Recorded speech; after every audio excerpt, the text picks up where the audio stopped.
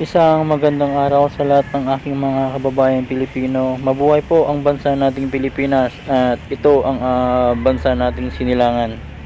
Nandito ako ngayon sa Rosario Bridge po dito sa Pasig City. Yan. Alas 12 na ito ng gabi guys. At ito naman po yung building ng Bridgetown West C5 Road, Eulogio Rodriguez Jr. Avenue, Quezon City, Metro Manila. Yan po yung building guys ng Robinson Exa Tower. Yan po.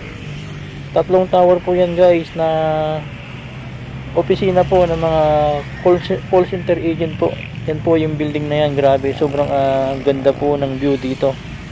At ito naman po yung mga kababayan nating mga naglalakad po dito sa tulay. Alas 12 na ito ng gabi.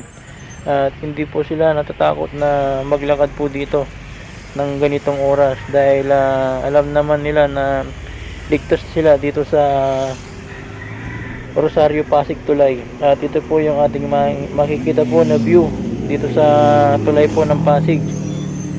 Yan po, ganito po kaganda yung mga view po dito sa Pasig Rosario. Kaya naman gusto ko pong i-share sa inyo para makita nyo rin po yung lugar ng Pasig Rosario Tulay sa mga kababayan natin na hindi pa po nakakapunta po ng Manila.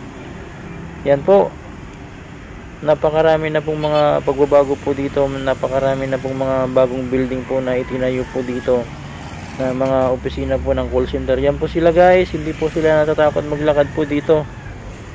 Yan, alas 12 ng gabi. Galing po ako ng Pasig, nakipag birthday po ako doon at nadaanan ko ito, pauwi po ako ng Cubao, kaya gusto ko rin pong i-share sa inyo guys. Yan po ang ganda ng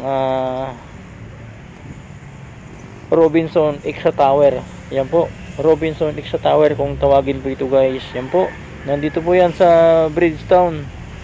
Yan po, grabe, sobrang ganda po talaga at sobrang wow, amazing na naman ako sa isang tanawin po dito kapag gabi dito sa tulay ng Rosario. Grabe, sobrang ganda po. Di mo mahuhukay, ginto at mga tunay. Kung nais mo lang naman ay makaani ng pugay. Hanggat kaya mo ay tumakbo ka. Kapag napagod hakbang mo lamang ang paa. At kung hindi na kaya, pilitin. Isang napakagandang tanawin po mula po dito sa tulay ng Rosario Pasig. Grabe po ito guys, na tanawin po dito.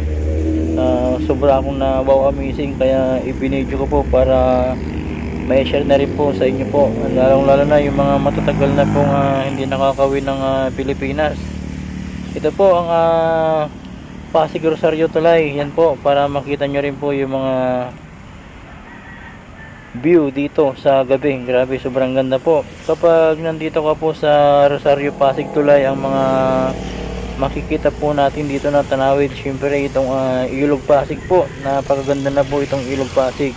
Dati maraming mga water lily, ngayon malinis na po. Kaya pag namasyal po kayo dito sa umaga, marami kayong makikita mga tanawin po dito, kagaya po itong mga building po ng Robinson Exa Tower. Talagang sobrang ganda at ang tataas po ng mga building dito. At yan po yung ibaba ng tulay. Yan po yung mga makikita po natin dito sa Rosario. Grabe, yan po yung mga kabahayan at sobrang ganda rin po ng view nila. Yan, yan naman po yung building at yan naman po yung The Victor. Yan po, yan yung mga pwede nating puntahan pag sa umaga, yung The Victor.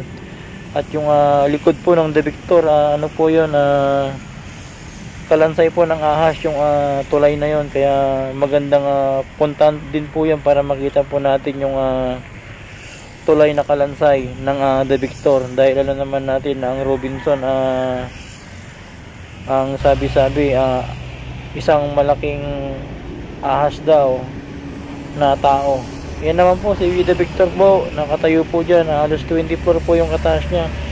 Yan po yung ating mga makikita po pag sa umaga. Yan po yung kalansay na tulay. Sana mapasyalan nyo din po para makita nyo rin po yung kalansay na tulay at yung The Victor. 24 po yung kataas niya. Kaya sa mga matagal na pong hindi nakakapunta ng Manila, ito na po yung mga pagbabago po dito. Yan po, yung mga building po dito, yung The Victor, itong Ilog Pasig, Marami na pong nagbago guys. Sana mapanood nyo po para makita nyo rin po kahit paano yung view dito ng gabi.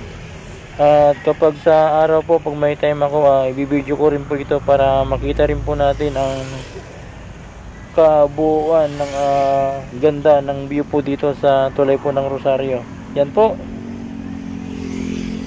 Yan, napakarami pong mga dumadaan dito kahit alas 12 na po ng gabi. Yan po, yung mga truck, yung mga 4 wheels po, yung mga riders. Yan po, grabe. Kaya sobrang napakaganda po dito guys. Yan po.